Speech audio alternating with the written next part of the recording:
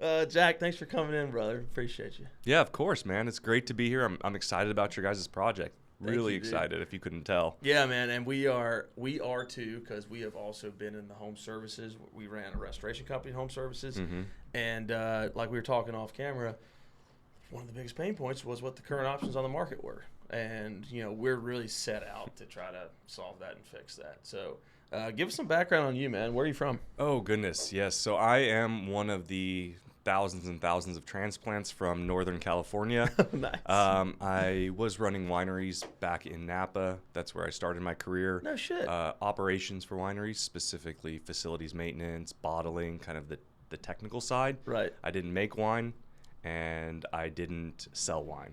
So Did you drink it? I didn't until I got there, and they're like, "Hey, Jack, here's this $300 bottle of wine." You're like, and then I was like, oh, "Okay, this is kind of good." So Yeah. I became an absolute wine snob, unfortunately. Yeah. So, but That's par for the course. I mean, if you're out there, that's wine country, dude. yeah, I I mean- really enjoyed it though. It was a fun industry to be in, a very sexy industry. Yep. Maybe I don't know how long we have here, but I even started my own winery out there at one point. No shit. One of my failed ventures, Everybody has them. completely failed.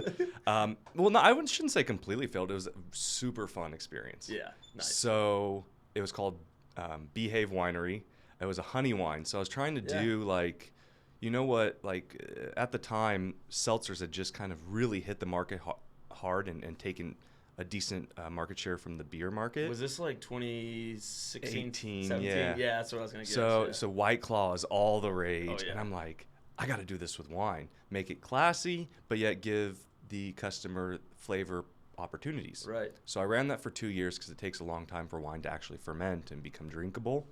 So I started in 18, and then we started our first production sale, our first batch, which was a whole pallet. We sold out almost instantaneously. Strawberry honey wine flew off the Yeah. shelves in 2020. Everyone's sitting at home from COVID. Yep. And we went, oh, goodness. And then we had 2 more batches making already. And then we sold out all those too. Nice. So we were doing amazing. I put everything back in the business. I'm still running my full-time day job, and then doing that on the side. Yeah. And then tragedy struck. So we had our third batch was raspberry dragon fruit, sold out of it. It's this neon purple, delicious Fuck yeah. wine, right? But because of all the extra fruit particulates in there, you have to use more of the chemical to kill the yeast. And my winemaker, who I was paying at the time, didn't do that because he did wine, not fruit and Right. honey and Yeah. everything. So it ended up becoming exploding neon purple champagne in people's homes and cars and pantries and refrigerators. no. And so unfortunately shut down after that. But it wasn't a sales issue. It was Yeah. it was a product issue. Right. But anyway, sorry, long diatribe to No, say. that's awesome, dude. It was a fun time. I learned a lot. I learned all about leads and Facebook marketing and TikTok marketing and just cool. across the board how to sell a product. Well, that's interesting too, because before that you were more on the operations side. Exactly. So you needed to kind of dip your toes in some of the sales and how do we bring business in.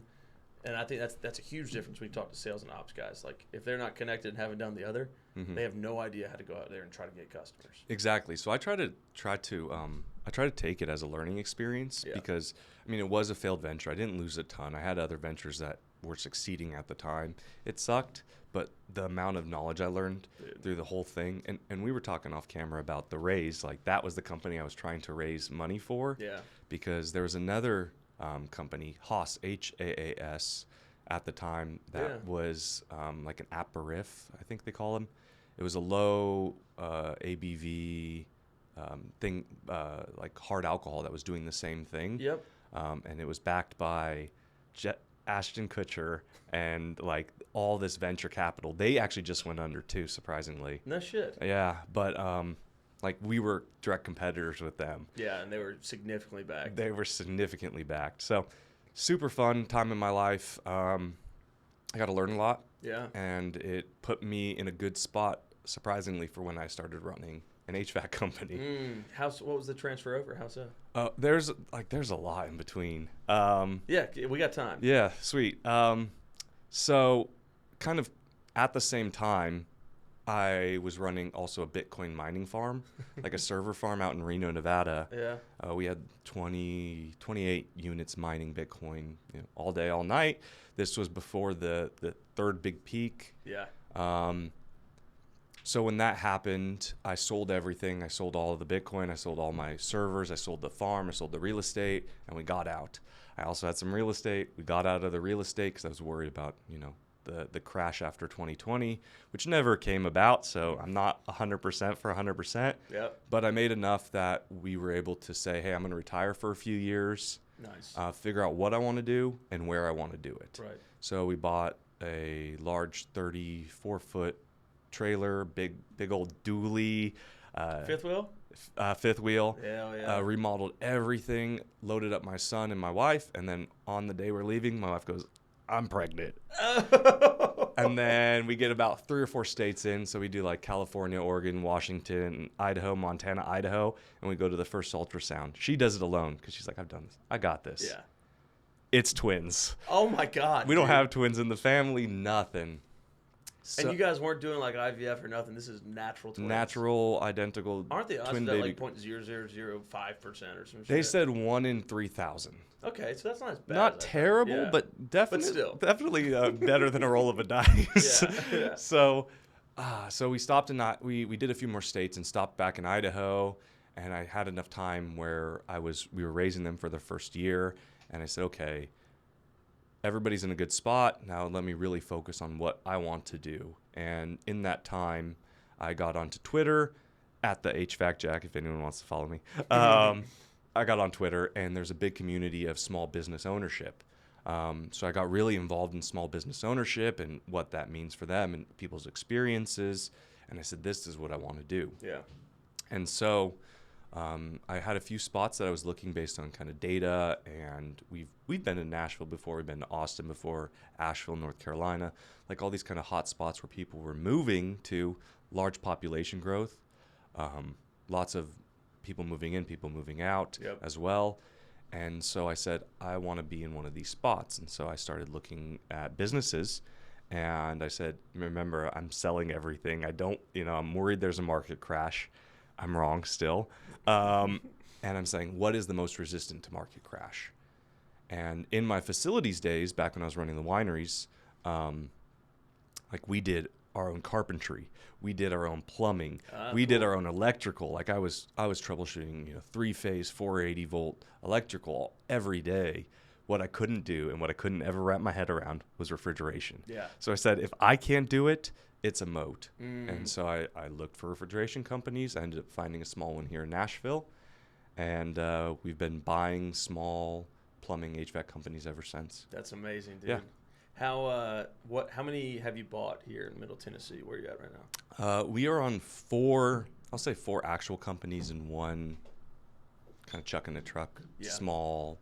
He was doing it part-time, so it's not really even a full chuck in a truck, right? Half-time. And what revenue size are you looking to purchase?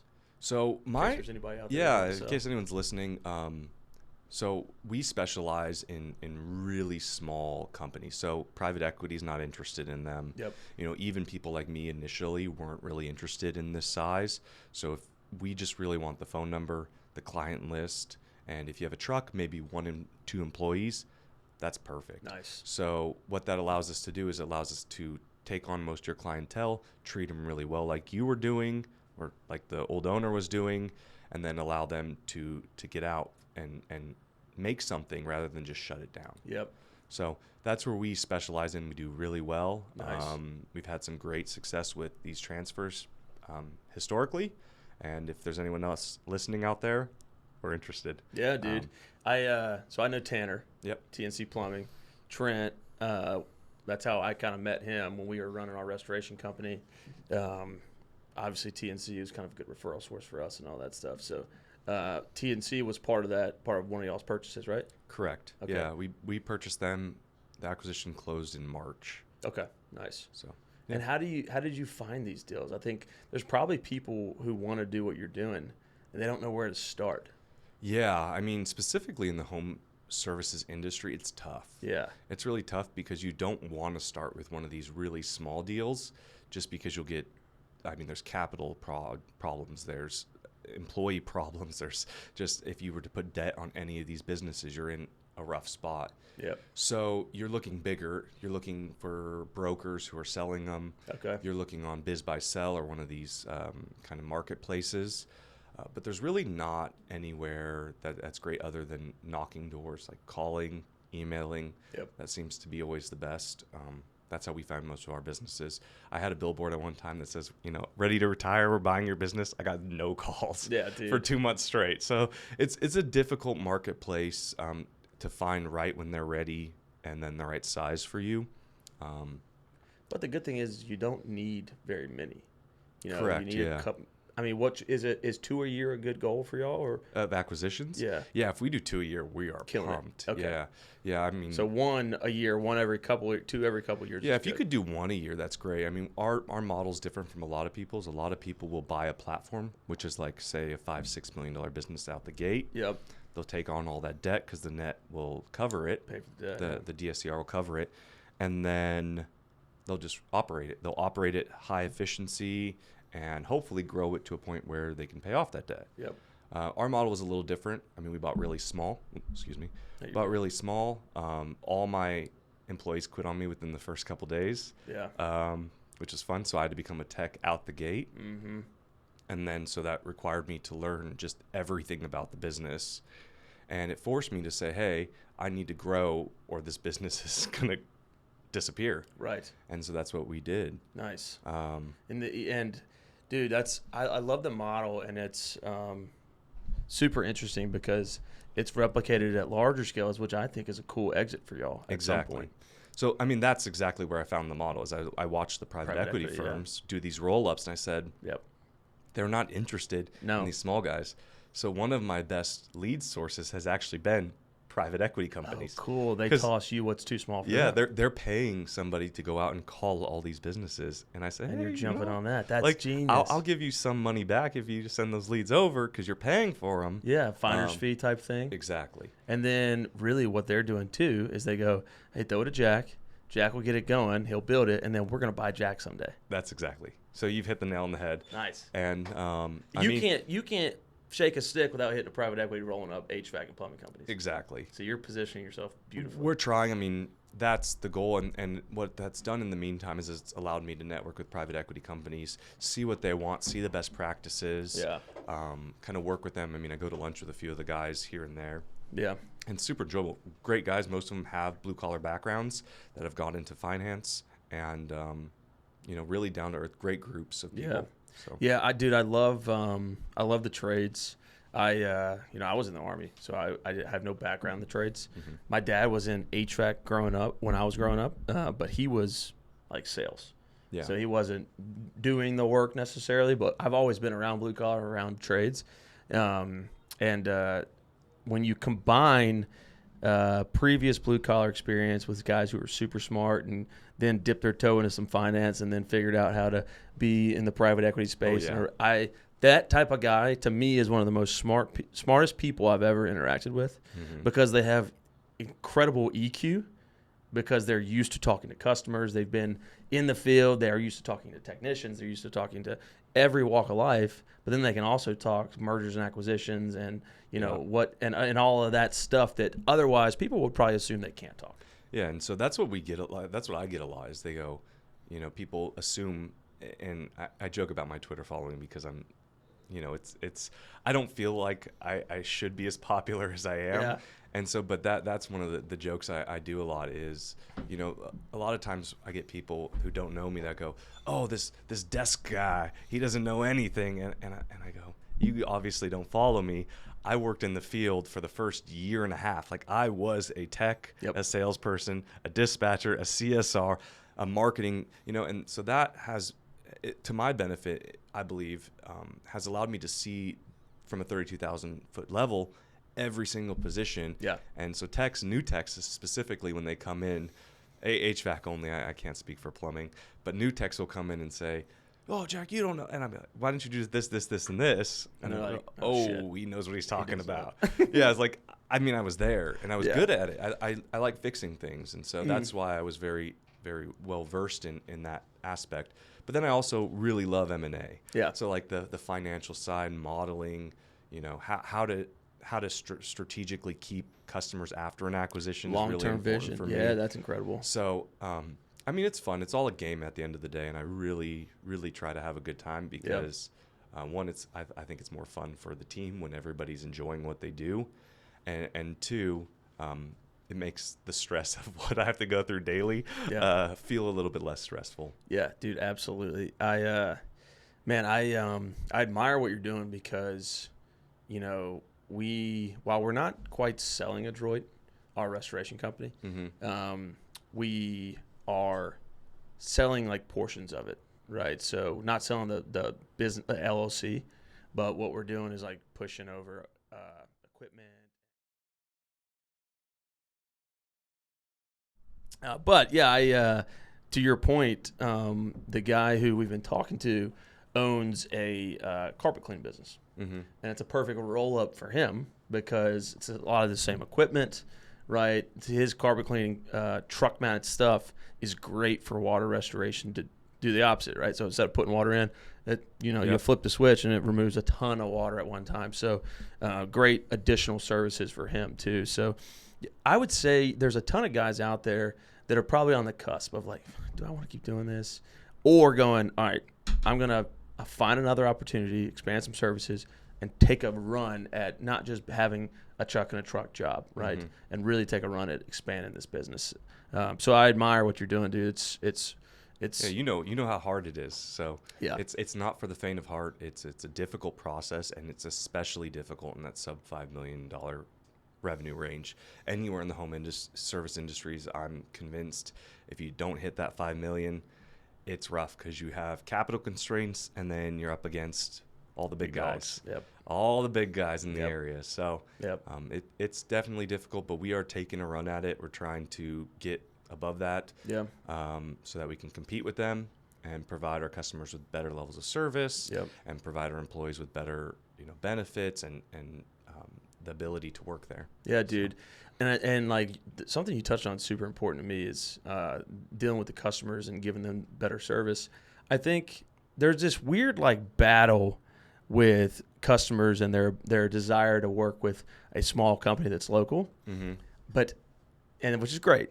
But here's the thing: if you're working with Chuck and a truck, the problem is it's not that he doesn't know what he's doing, but you're going to have issues with communication, scheduling, and getting the job complete because he doesn't have the resources to have the right processes, people in place, equipment, the right vehicles, whatever it may be, the right relationships to purchase materials, things like that, right? So you don't, but then you don't want to go with too big of the guys because then you're just another cog in the wheel. There's a sweet spot, which is probably where y'all are at. So that's what we try to lean into, is we are in that sweet spot. I mean, I would actually disagree and say that some of these Chuck and the trucks don't know what they're doing. Yeah. Because they're newer operators, right? Don't get me wrong, there are Chuck and the trucks that could run circles around me and well, not my whole team because I have some really great guys, but definitely me in HVAC, just because they've been doing it for 30 years, and that's all they've done. They don't want to work for anyone else. They just want to work for themselves, and I respectfully respect that. Yeah.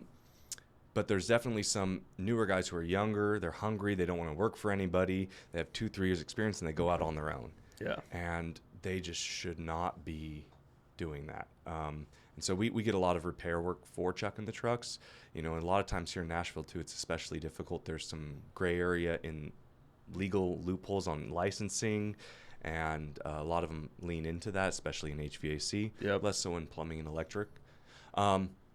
But yeah, that sweet spot is right above that level. If you find someone with 5-6 employees, they have somebody answering the phones. We're 24/7, so we have the ability to put enough people on call that nobody gets burnt out, that they're running 24/7, that someone will always answer your call if you're calling. There you go. But also we're not huge in the sense that, we're not going to have the issues of these large companies of they don't care about you. They don't know their dog's name. They don't bring their dogs treats. They don't care about who you are and your community. Like, we sponsor the local high school teams. Nice. Like, we love sponsoring the football teams. We sponsor HOA pool parties around the neighborhoods. Oh, cool. We love. I'd like to doing jump that. in on those with you. Yeah, no, it's really fun. Yeah. We get to talk to all these homeowners. Yep. My kids get to swim in the pool. Yeah. Like, Yeah. it's not a bad thing. So we really enjoy being on the community level, which you find once you get so big, they don't do that. And they can't, respectfully. Yeah. And they don't need to. Yeah. That's the thing, too, is they don't need to. I think from the consumer, if you're wondering, well, how do I know?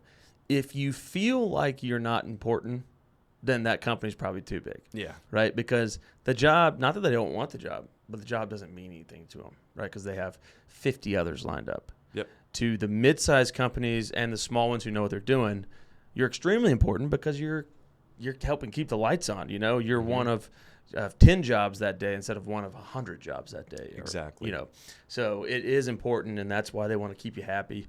And that's kind of our goal with MyHome is we want to make sure that we're supporting those businesses while also avoiding the gig workers and the chuck in the trucks. No offense to any of those, but what we can't do is take a risk on quality, because if we lose the trust of the homeowner, we're screwed. It's a really nice sweet spot to be in. I mean, really, I think that's a smart move on your all end. Yeah, absolutely, dude. Not just because I'm here, but also. Yeah. Dude, I'd like to show you the app and how it works. Awesome. And do it live, and that way, no pressure. Yeah, because we were talking offline about all the other companies that I dislike. I'm not going to say any names, but every other lead source is. One of them rhymes with Pangy, and there's Dumbtag. Yeah. Yeah. So, yeah, let's take a look. All right, so, our big goal here, and this is going to be a little bit convoluted because I have our office, and this is kind of just a test one. But our goal is, can you need to reset that? Yeah, I got you. So our goal is, we're solving homeowners' pain points, right? Yep. So our number one customer is the homeowner. We're a marketplace. We have to keep businesses happy, but we are absolutely built for the homeowner. So if a homeowner has a plumbing issue, they'd go into the jobs, they'd select plumbing. Oh my God. Bad timing. Cut that. Hold on. 1 second. Maybe I have to re-download it. What a fail. Hold on 1 second. Let me see. Try this again.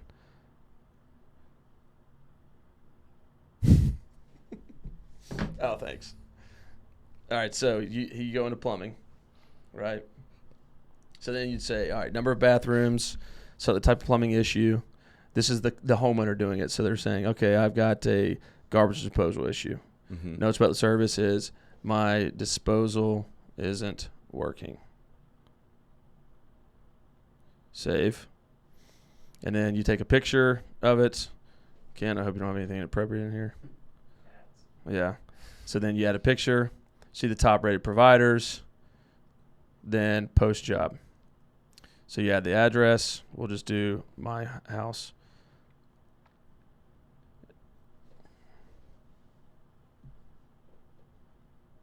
Gives you some automatic stuff built in so the homeowner doesn't have to do it. That's awesome. And I don't know why we have to do this again.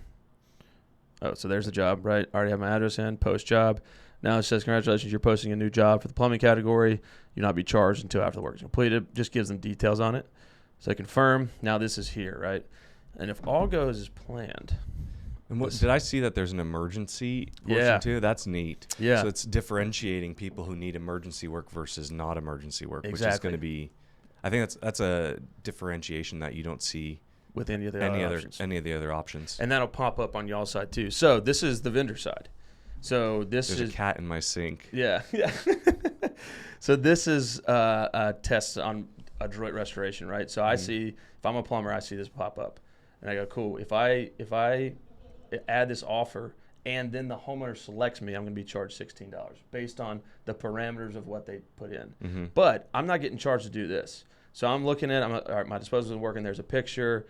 I got water damage, no. Garbage disposal, got it. Got it. There's a The picture, there's the address.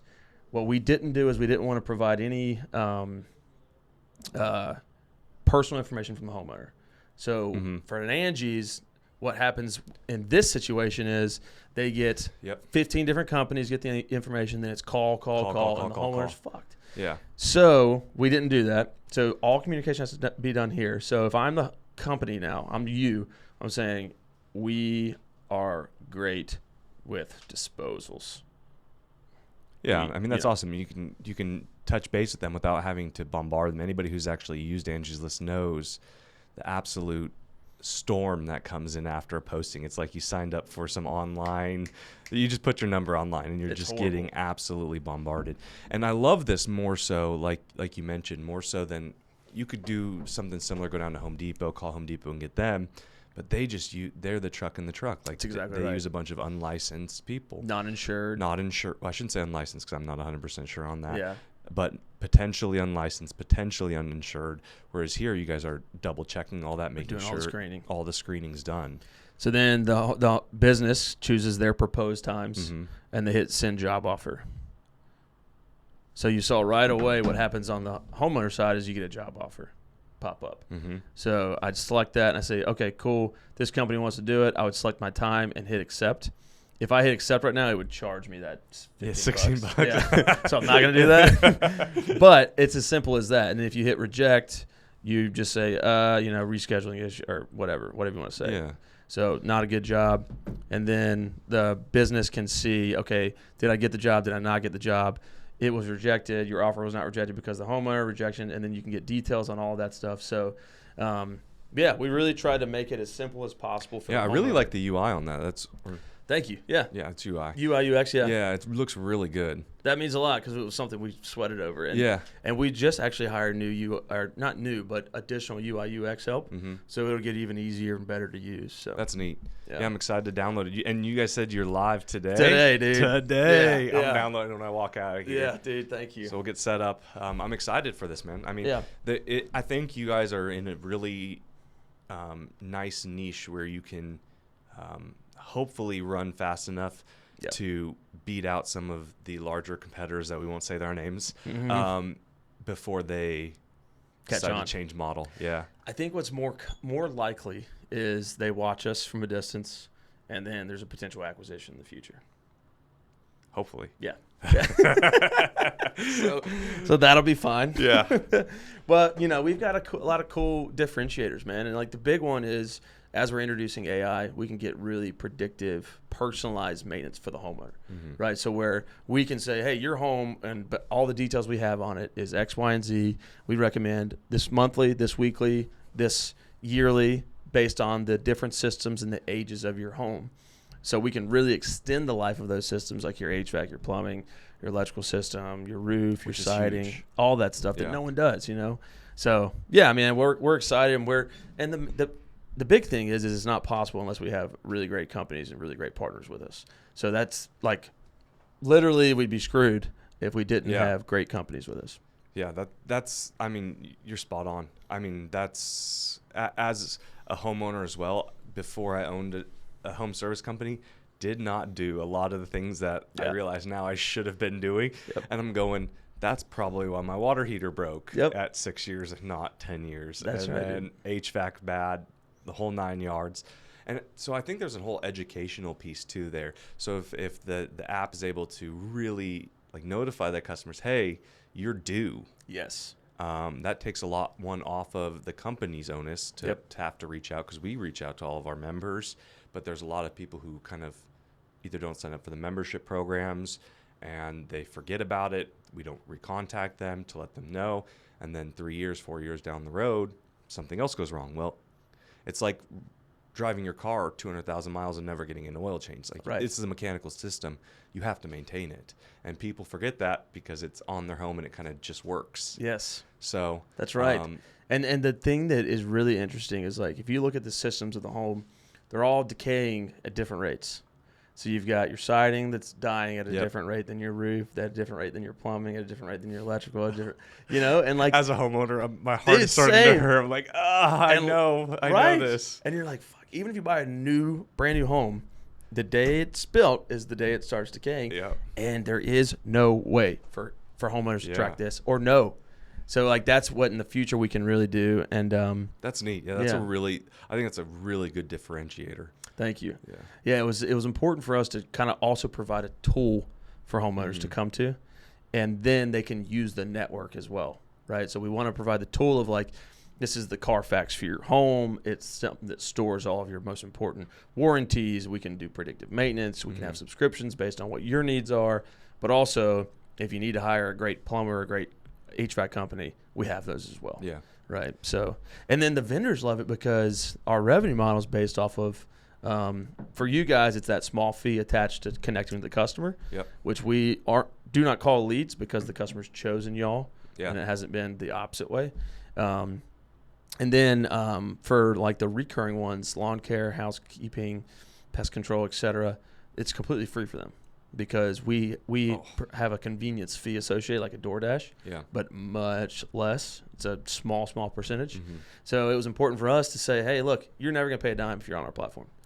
Yeah, which, I mean, that's a huge differentiator in the sense that, I mean, you have to be talking about small companies working with like an Angie's or a Thumbtack. Yeah. You have to be on top of those because if you're not, you turn it on and then we hit a heat wave and you're out, that one guy in the truck is out fixing stuff here, there, his phone's blowing up.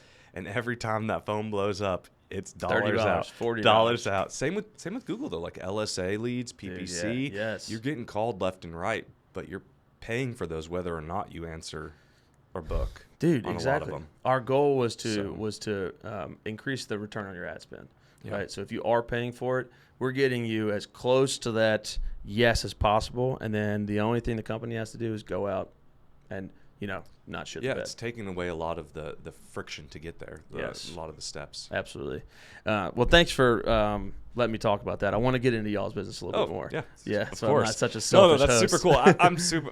This is my background is business. I love business. I love talking about it. I was telling you offline that I also co-host a podcast where all we do is talk about business. Dude, I got to come on there if y'all have me. Yeah, I definitely. would love that conversation. Yeah, we do a lot of big podcasts with big names. We have private equity firms. We have people who are running things like yourself, and it's so much fun. So I get to talk about business once a week with really interesting models and people are doing wild and crazy things, and I absolutely love it.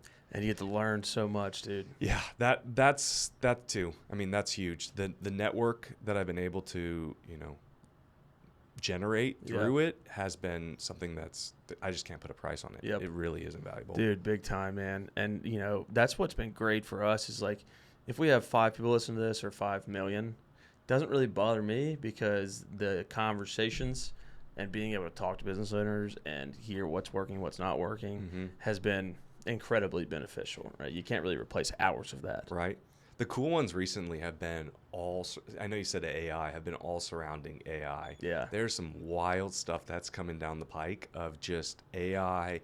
And where I lean into it is, and I think it's going to really start to manifest, is AI-generated coaching. So, right, we have people in the field. We have people on phones.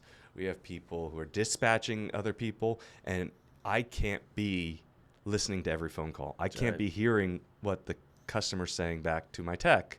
I don't know, based on drive time, how many miles they're getting on their gas, what the MPG is on this car. Like, we can use AI now and all these different services to say, hey, you're spending way too much money on gas. Something's wrong. Hey, your phone, your CSR, your customer service rep, dropped the phone. They lost the call at this exact point when they said this thing. I can recommend X, Y, and Z. They need to greet with a empathetic greeting, and it checks for an empathetic greeting. And I'm going, this just doesn't make sense incredible. To me. It's so wild, dude. There's a big competitor of y'all's, one of the big players, who I talked to somebody that was like on their board or something. I can't remember what his involvement was, but what they found is to be interesting to hear your opinion on is finding new techs has been difficult because the pipeline of new techs seemed to diminish. And there's going to be a void, or is a void created right now, because you have these like 50, 60-year-old guys who are still needing work, but they're too old to crawl around in a crawl space or an attic. Yeah. So what this company is doing is they're investing in significant amount of tech to where you can now hire 22-year-old who doesn't have to have any knowledge. He goes out with the tech, and you've got these 60-year-olds sitting in this room with thousands of screens that are saying like, okay, what's that? Shouldn't be making that noise. That means it's this X, Y, and Z. And then the guy goes, fix it with replacing this part, blah, blah, blah. It's gonna be fine. And then goes on to the next one. So you're taking advantage of the knowledge of these guys while also they now still have a job.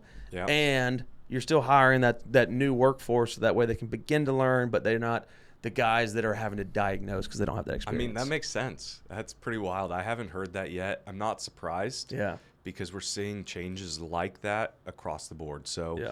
A lot of times, like, for example, comfort advisors, the traditional comfort advisor role it was completely on phone. Then it's went to completely field, and now it's going back to phone with multiple people out in the field, and they're just walking them through it. They're called like call by call is what they call them now. But they're working with the techs, salespeople working with techs at every point on every job to make sure that they're offering the correct things and selling the right stuff and asking the right questions to qualify the offers to begin with. And so it's interesting across the board. I mean, theoretically, you could say that the AI will replace that older gentleman in the future anyway. Yep. You know, hey, connect your instrumentation to the unit.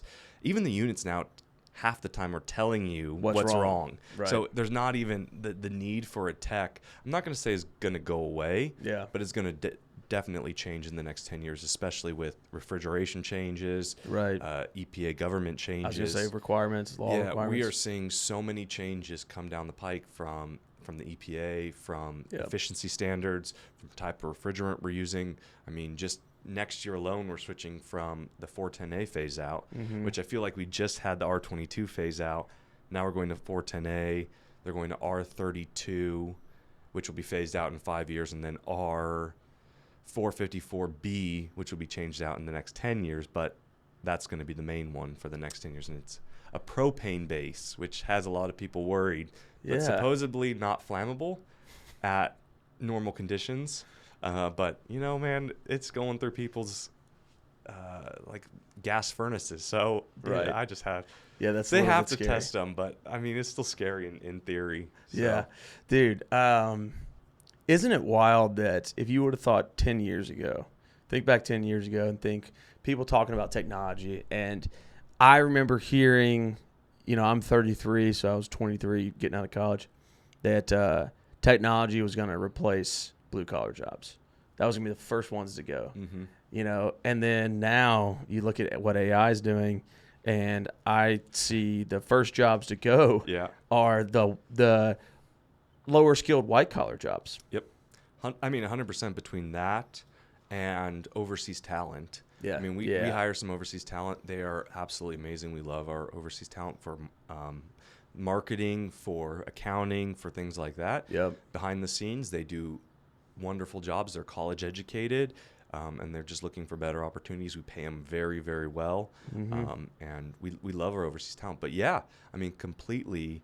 I saw it. That's so during COVID, for example, I never stopped working. Right. We went like this over COVID. We increased exactly significantly. So a lot of people saw themselves working from home or not working, or potentially, you know, hey, what's going to happen? Yeah. And conversely, me and my entire facilities team across 9 wineries, full blast. Right. Because you can't let everything fail. Like the lights they're still on. They still need to be changed out. You know, people are probably still ordering wine. People are still ordering wine, so the machines still need to work. The cooling system needs to work, because if those go down, $132 million in wine goes bad. Right. So, you know, keeping a crew of, you know, 9 guys, 10 guys busy across 9 wineries is extremely easy. Right. And so we saw, you know, like you said, increased amount of work versus decreased. The only thing that kind of fell off was intoxicated people breaking things in the winery. that went to zero for some reason. That's kind of a bonus. Yeah, like, so that was nice that we didn't have to fix those things anymore. But in Yeah. terms of mechanical systems, like they all, once again, your car's still driving. We still got to change the oil. That's right. It's going to be a long time before that type of hands-on stuff is replaced. I think I'll go as far as saying I think the next financial hack is going to be, if you're 20 years old, 22 years old, go work for a great HVAC company like y'all's and learn as much as you can. Yeah, I'm with you 100%. For every 5 people that are retiring in construction and trades and blue collar, there's 2 replacing them. Yep. And so what we've seen over the last even 10 years, 8 to 10 years, is the wages of plumbers go. When we were kids, I'm that old, but when we were kids, like it just, you didn't look at a plumbing job as a high paying, job. Yeah. It was, this is blue collar work. But now there's plumbers that are making more. Yeah. I'd go out and say most plumbers are making more than your average college education. Big time. And they have no debt. Yeah. Don't get me wrong. They still have to work with their hands. They still have the age issue. But there's also great pathways that I've found if you're working for a really good company to grow with companies. Yeah. Right. You can learn the sales processes. You can go into sales, which is absolutely phenomenal. Mm-hmm. There's people in sales, not at my company, but at other companies that are making multiple 6-figure salaries. Big time, dude. Big time, multiple Especially 6-figure if you're talking salaries. commercial jobs. Mm-hmm. And dude, I know we as business owners hate to lose people, but if there is one way I want to lose an employee, is because they went to start their own thing. And, if you're that 20-year-old, 22-year-old, and you go work for a great guy like you with a great company, and you were there for 5, 6, 7 years, and you go to that owner and you say, I will work for you, and I want to learn as much as I can for the next 5 years, and then I will start my own company. You're going to go, let's go. Yeah. Because you're going to have a great employee for 5 years. So we'll take it at our company even a step further, is we'll pay for their classes to get licensed. There you go. So we don't worry about the competition in terms of that. We want people to come in. We want people to learn.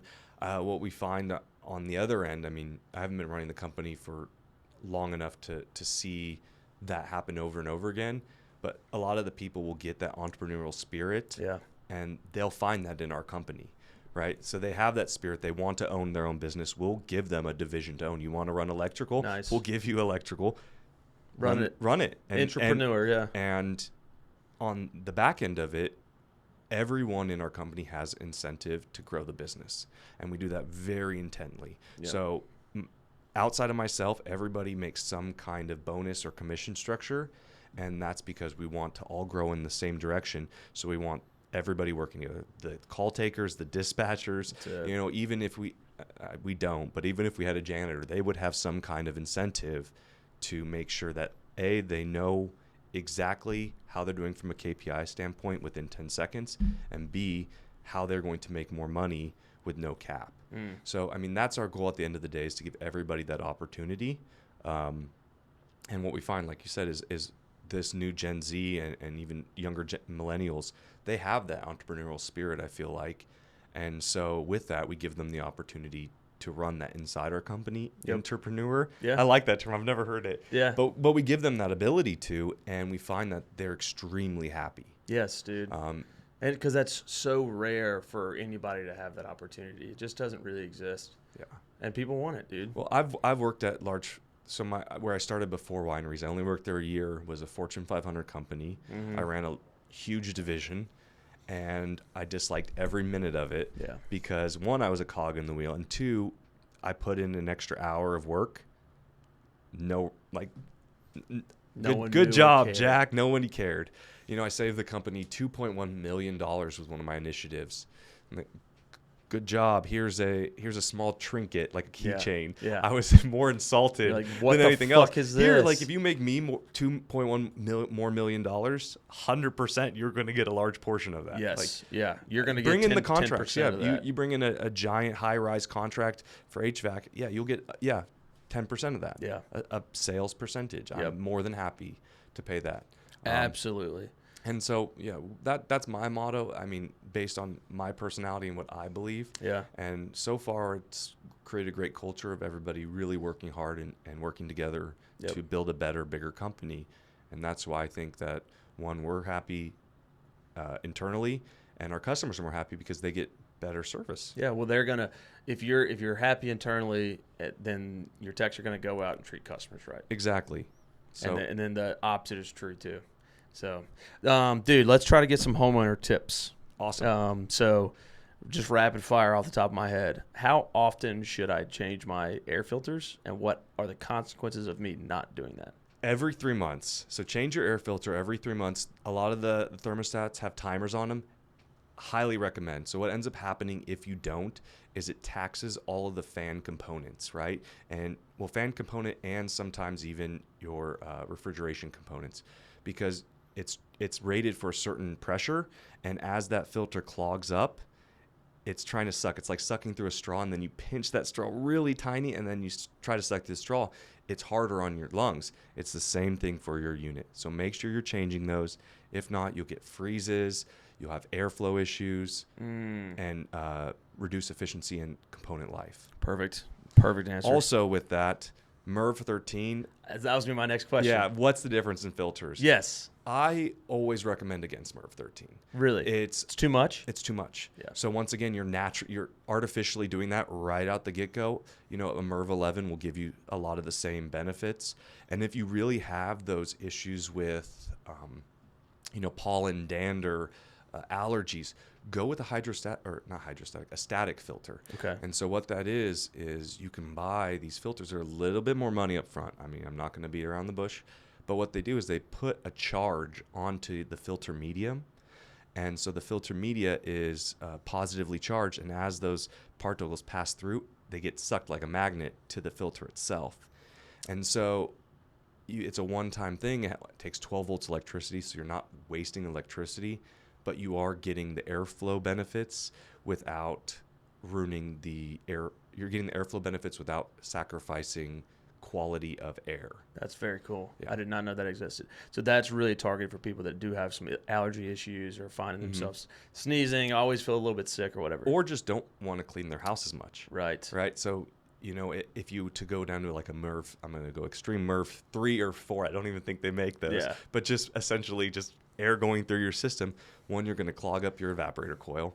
And two, some of that dust is going to get through the system and then come back out the other side. Right. So I highly recommend those. They're great. I have one on my house. I have one on my house with the UV and the ozone.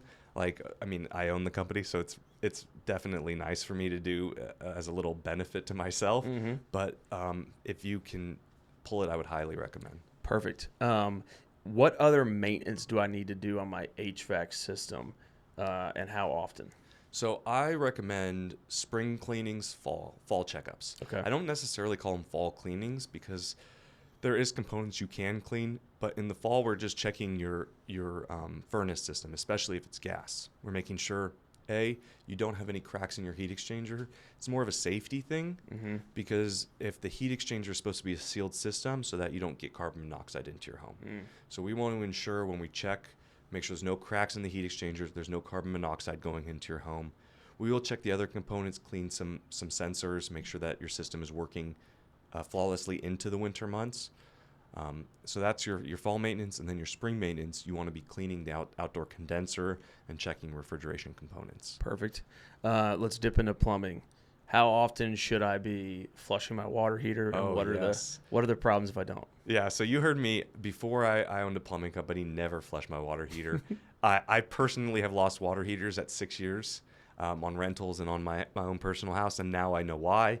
So flush them once a year at least. You go online, they'll say 2-3 times a year. I don't know what the exact number is.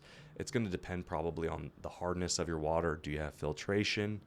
But at least once a year. Like, get the crud out of there. Get the sediment out of there. You're probably losing 10, 20, 30 gallons of hot water if you've never done it.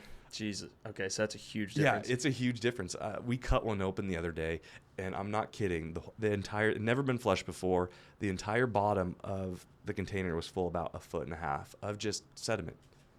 Oh my God. Yep. And then that brings up the question of, what are you drinking? What are you putting on your toothbrush? What's going onto your skin? And so I don't have a water filtration system yet, but that's our next convenience home purchase. Absolutely. Is to get a really nice water filtration system to kind of try and get rid of some of that. It also increases the life of those units because, once again, now they're not filling up as fast as as they would normally. That was going to be my question too. Okay, last question. When it comes to the plumbing system in the home, how, like, I think people's worry is traditionally bad actors in the plumbing industry. They're going to have a plumber come out and they're going to go, well, you need a whole new system, 30 grand, right? What are the red flags customers should look for if for some reason they're not using MyHome and using you guys? Yeah. What are the red flags they should look for when they have a plumber come out? They're like, oh, I don't know about these guys. I mean, so the big red flag, and I'm not afraid to tell anybody this, is if you get a large purchase like that and somebody's doing heavy pressure on you to close that day, that's the big one that you'll see with a lot of these companies that are trying to, I don't want to say get one over, but they're charging exorbitant prices. Yeah. You see it a lot with kind of the larger companies. Is you notice a feeling of pressure to close on the moment. You don't need to. There's plenty of companies out there, especially on a $30,000 job, that will come out that same day on your time to try and win that same $30,000 job. Right. Like I said, that keeps the lights on for us. That pays my people. That makes us really happy to win those jobs. So if you have a big company that's pressuring you to close right now, or they do some kind of slimy tactics like, oh, I talked to my boss and he says if you close right now, we'll give you another $6,000 off. Well, they can give you $6,000 off because they were $6,000 higher than they probably should have been. Yeah. We believe at our company in complete transparency, we'll give you our best price day one. We might be able to come down if there's really tight, but that causes us to really move stuff around on the back end. Right. Cut margins, go through and say, okay, hey, we're in this area, we'll do it on this day, but you won't ever see giant reductions like that. Yeah. So that's what I would watch out for is high pressure sales tactics to close on the spot. Yep. And that should probably be a key for the homeowner to go, I'm going to get a second opinion on this. Yeah, definitely. But yeah, that stuff still does happen. I mean, a lot of times, you know, your drain clogs up and somebody gets out there. One of my team members will get out there and say, hey, you have cast iron pipe from 1962, right, 1975. And the pipe has done this over the years. It's just got rusted to the point where now it's, you know, nothing.